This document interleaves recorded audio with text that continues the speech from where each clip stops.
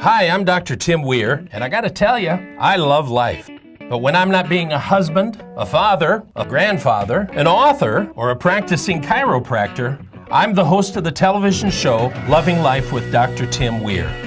I love to cook. I love to travel. I like to spend time with people who do what they love and love what they do. Join me and Elvis for the next 30 minutes as we help you discover how to love life.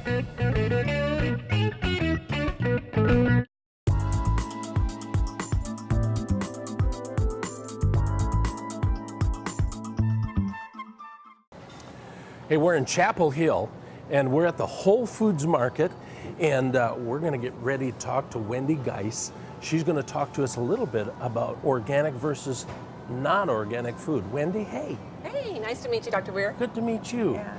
Let's talk about this whole thing about organic versus non-organic. It doesn't really make a difference. It really does. That's a question that we're asked quite frequently here at Whole Foods because customers notice that the organic products are oftentimes higher in price. Yeah. So I tell people, if you're on a budget, use organic for the thinner skinned fruits and vegetables that you're going to consume. For example, peppers, tomatoes, grapes, strawberries, and then save your conventional produce, for example, the non-organic, for things that you're going to peel that have a thick skin, like bananas, oranges, that sort of thing. Also, fruits and vegetables that are grown underground, for example, potatoes. Right. It's better to buy organic because they're growing in the soil. Okay. So it has the organic versus non-organic has a lot to do with the pesticides. That's right? Definitely. Pesticides, herbicides, and synthetic fertilizers. So, those are things that in conventional produce are commonplace. An organic produce, for example, they still have the pests, but oftentimes those are removed by hand or with non-insecticidal soaps. So of course the price is higher. Sure. Well, you've got a gorgeous store here. Can we look around and see definitely. what you've got? What's your favorite vegetable? Oh my goodness. I would have to say the red peppers. I eat probably a red pepper a day. Really? And that's one that I definitely make sure that I buy organic because I am consuming the skin. Yeah.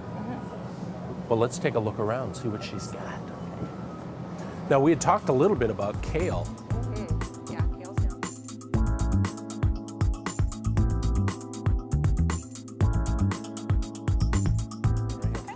So this is kale. Yes. How do you cook kale? Oh, kale is easy to cook. Basically, you can chop it finely. Kind of like collards? Yes. Okay. Chop it finely. You want to take the vein out of the center because that oftentimes will be very fibrous and hard to digest. Is it bitter? Can be. Okay. Some people prefer to blanch the kale first, and other people just like to chop it very finely and then toss it with some garlic, maybe a little tahini, and you've got a wonderful salad. My daughter roasts. Yes. Excuse me. My daughter roasts this, and she puts it on a pan, puts a little bit of olive oil and salt on it, roasts it, makes kind of like a chip. Beautiful. Yeah, you can add some nutritional yeast to that too. Gives it a little bit of a buttery, salty flavoring without the salt, and you're getting a little more nutrition and taste as well. So Whole Foods has these standards that Yes. they're real careful about. Oh yes, we call them our quality standards. Every single product in the store meets our quality standards, and very basically it just means we don't allow anything with any artificial flavorings, colorings, preservatives, no hydrogenated fats or oils. If it's made in a chemistry lab, you won't find it in our store for you to eat. Okay, now so for the average person, they want to come in, they say, what's the best thing that I can eat, get the most bang for my buck, nutritionally? How do you figure that out? Oh, we have a great system for that, Dr. Weir. We have the ANDI score system. And basically, ANDI stands for Aggregate Nutrient Density Index. And what it tells you is how many calories per nutrients are in that food. So different foods have different qualities. Oh, that's cool. Different quantities. So you can tell by looking at that score, which look for the Health Starts Here logo, the purple and the green, and the higher the score, the more nutrients you're getting and fewer calories. So for example, kale has a ANDI score of 1,000, which is huge, compared to what's a really low score on a food? I would say maybe feta cheese has a 12.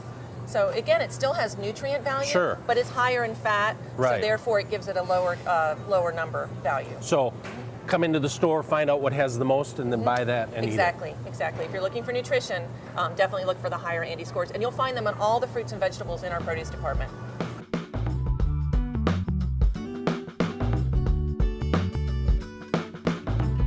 So we're talking about organic vegetables and fruits. You can't have organic meat, can you?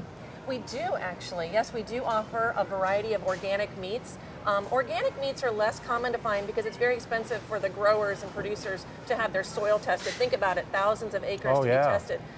What we do offer is our step rating program, and we have what we call the 5-step. And basically, you can find out how the animal was cared for that you're going to consume. So, did the chicken have room to flap its wings? Did the hog have a place that he could, play in the dirt and mud and build houses with sticks? Because hogs love to do that. Was the cow grass pasture center? Did it spend its whole life on the pasture? And also another thing that we like to take into consideration is transportation time. So many of the animals the producers that we're able to carry now, they can actually have the animal born on the property, raised on the property, and slaughtered on the property, because we do know that transportation is very stressful for animals. There are studies that show that the stress hormones are present in the animal during slaughter, and we don't know what impact that has on our bodies as we consume those stress hormones. Now, you've heard me talk before about antibiotic-free, hormone-free chicken and beef, so it's really important that you find those products and eat those things. Definitely. Okay.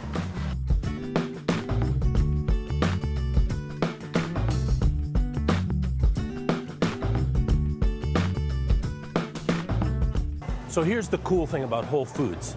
You can go shopping over there, get your food, but you can also come here to the hot bar and salad bar, and actually foods that they have already prepared using those great foods from over there, eat them right here. Unbelievable assortment of food. You got to check this place out.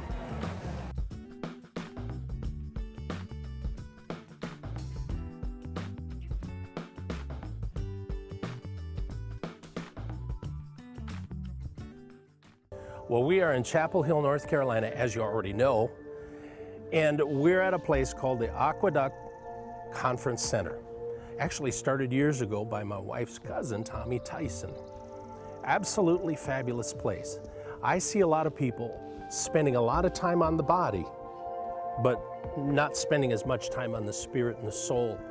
And it's really important that you balance all three. So we're going to talk today to the people that actually run this place now, because this is a great place for you to come. You can come here and get away, and there's some conferences that you can come to. So let's just take a look around and see what they have.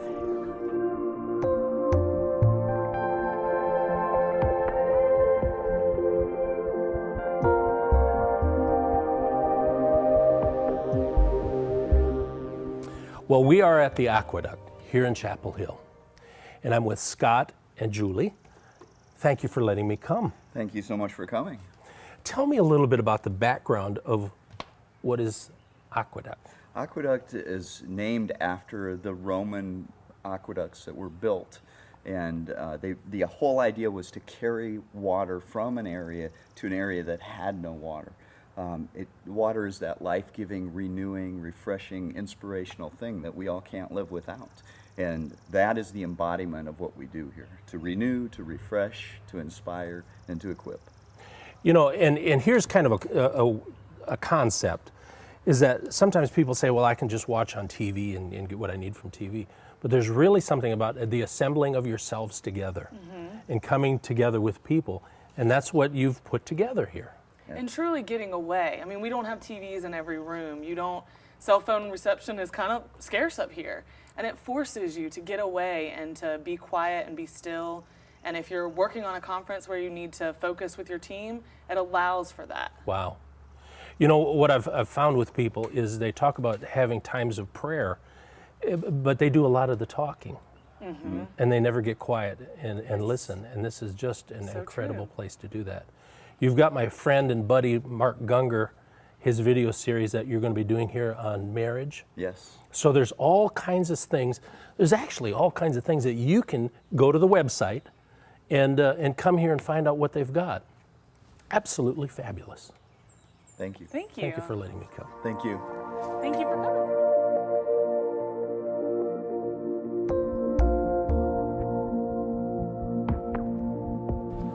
You know, there are a number of different organizations that can actually come to the Aqueduct and rent space and come and spend the night and have little conferences.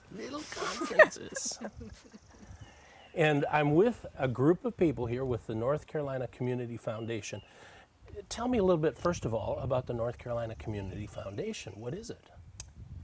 The North Carolina Community Foundation is a statewide community foundation. We operate in about 67 counties in North Carolina, all local foundations, people who live and work there, who help raise money to then meet the needs of the community through grants that they make to nonprofit organizations. So our goal is to inspire that charitable giving. Now, here's the question. Why do you need to come here for this? Well, we're statewide, so we are from The far west. to the far east, and this is a great place for us to have a real intense work session. Yeah. In a great environment, so we really do like coming here. And I love the fact that we can all stay in each building. There are rooms for all of us. You can't. It's not like a hotel. They have a nice meeting room, nice comfy couches, TVs. The food and snacks are great. Yeah. Everything's provided. There's something to be said about coming out and hearing the birds chirping. Now, we have been here in the snow in previous years, so this is really nice. But last night, for instance, after dinner, we were able to take a walk It was great. through the fields. And one of the things I do want to say is that one of the reasons we come back, in addition to the beautiful setting, is the fabulous staff. Yeah. From everything from, making the arrangements to the people that help in the kitchen and serve us. I mean, you feel like you're being taken care of, even in the midst of doing this very Right. intensive kind of thinking and planning. Definitely. Late at night, we had a staff member come and make sure we were all in, and check on our doors, and making sure everything was great before we went to Do they bed. actually tuck you in, or you? Not last night. We were up too late. What a cool thing! And let me applaud you for what you're doing. That's Thank you. really cool. Thank you. That's It feels really good cool. to support nonprofits in this Yeah. economy, especially. That's really true. Especially on a statewide basis. Well, and that the whole thing is, we're in this thing together. Yes.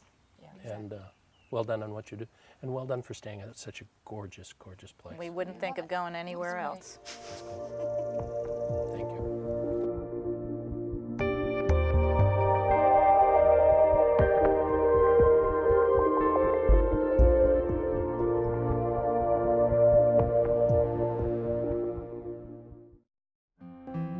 Here's a relaxed tip number 1.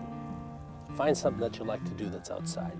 Whether it's fishing, it might be jogging, just walking through the woods. But spend some time out in nature and just see all the wonderful things that are around you. It's amazing. You just can't help but relax. So take some time, at least once a week, to do that. It'll make a difference in your life. And you might catch a fish too. Relax.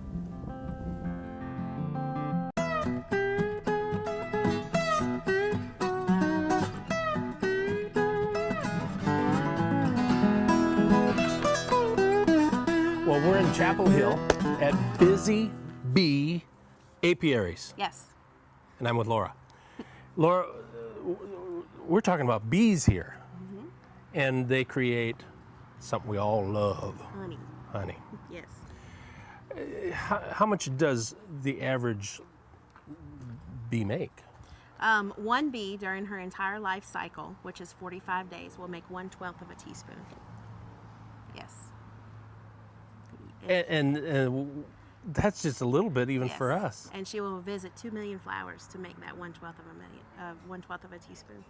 And you thought you were overworked. I don't want to hear any more from you. Of course, they are women. Let's go over here. I was just looking at. You notice how she had to get that in, don't you? That's okay. If you see a bee out working, it's a woman. It's true. That is amazing, though. Yes. 1/12 of a teaspoon. 1/12 of a teaspoon. So, why would I want to eat honey when I can have sugar? Well, first of all, honey is a more natural product. It makes the glucose, which is it's made of glucose and fructose. Glucose is what your brain needs. It's brain food. Your body doesn't have to switch it out or to convert it through your liver. so it's automatically goes straight to your brain. It's also stored in your muscles, so whenever you have too much of it, or you have it so that it'll convert from your muscles to your brain when you're fasting, which is at night. So you should eat a teaspoon of honey. Seriously, you should eat a teaspoon of honey at night. Before you go to bed. Yeah, to keep your muscles from breaking down during the fast overnight. That's amazing. Bees are a simple insect that has a very complex unity within the hive as far as the way it participates, interact with each other, and what they do to survive. What we do, we take all the queens out of our cell pullers, so they're queenless. We load them up with what we call nurse bees, which is a young bee that's between 3 and 10 days old, 3 and 12 days old, so it's young. Its principal duty in the hive at that age is house cleaning and wax building. They build a lot of wax, and they do the feeding of the larvae, the young newly hatched larvae. I'm gonna crack this top, I'm gonna put a little smoke in it, and they'll just stay right there. Otherwise, they'd be in my face. Yeah. And you see them as they turn around, they'll turn around to get away from the smoke, and they come very placid. And what I'm gonna do, I'm gonna pull out a frame, and these frames have brood on them, and they have honey in them.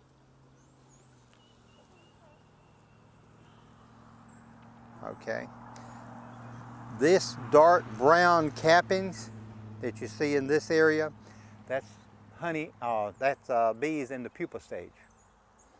In this area here where it's open, you look down in there, you can see larvae, but it's aged larvae. And it hasn't reached the pupa stage in the lifespan yet. But see, all this is fresh honey. Wow. It hasn't been capped yet. So that means it's the water content of this is above 18.6%. Once it gets below 18.6 or between 18.3 and 18.6% moisture content, they will seal it. And it'll be like this. This is sealed honey. And that way it will not spoil. This will ferment. If you put this in a jar or put it in a cup somewhere and leave it setting, it will ferment. We're trying to promote more production of North Carolina honey. North Carolina should be one of the top honey producing states in the country, but we are not even on the board right now. We don't even make notable mention because most everybody's hobbyists. They make 1 or 2 supers of honey a year, and they're satisfied with that because it fills their own needs, and maybe they give some to their neighbors or somebody. But for just a little bit more work, they could have 10 hives that could produce 1,000 pounds of honey a year. And that way, they'd have it where they could either all go together and pour it in one barrel and have it to sell as North Carolina honey.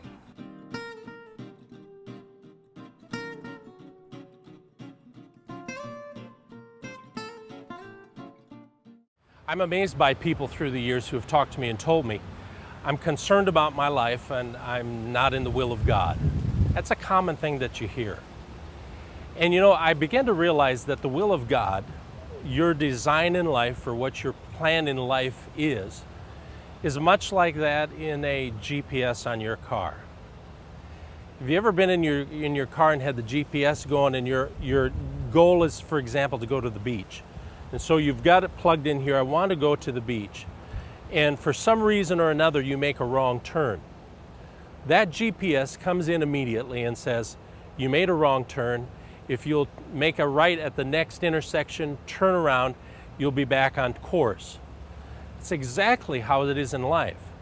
Whatever your destination is in life, regardless of the turns that you make, there's a GPS that's guiding your life. All you have to do is simply listen. Just take time every day and listen to the GPS that's going on inside your brain. Listen, we get so concerned that God has this specific little thing planned out for us, and if we don't hit that right on, God's mad at us. God's not mad at you. You have got an incredible life ahead of you. Get into the GPS. Listen to good things. Make quiet time for yourself. Get alone. Just listen to the still small voice that's inside you. That's your GPS. Begin to ask questions every single day. What should I do today? Who can I talk to today? Is there somebody out here? Is there somebody that I'm going to meet today that might have a piece in the puzzle of my GPS getting to me to where I want to be? Remember, it's not the destination that you have to worry about.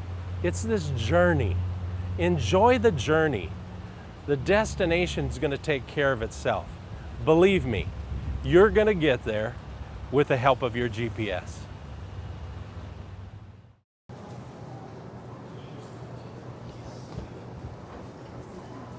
So you're going to go back in the office. We're actually going to go out with your father-in-law, who is Paul? Jack? Jack. Yes. Let's check his name. Okay. Blake, you look really comfortable there, by the way. I just wanted you to say that. Yeah. It's